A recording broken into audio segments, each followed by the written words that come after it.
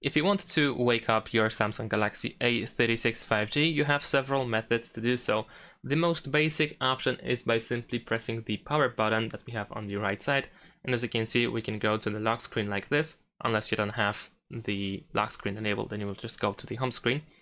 Another method to wake up the phone is by double tapping on the screen, so you can double tap to wake your phone. However, this gesture must be enabled in the settings. I'm going to show you in a second how to enable it or disable it, but it should be actually enabled by default. And there is also lift to wake. So the lift to wake, we need to simply pick up the phone and look at it. If you look at it, you will also activate the screen. Now let me show you how to actually find these settings. So first we need to go to settings. Then we can scroll down to advanced features and go to motions and gestures. And then we have these two options that I mentioned, lift to wake and double tap to turn on screen. So if you want to use them, they need to be activated over here. Thanks for watching, leave a like and subscribe to my channel, and see you in my next videos. Bye!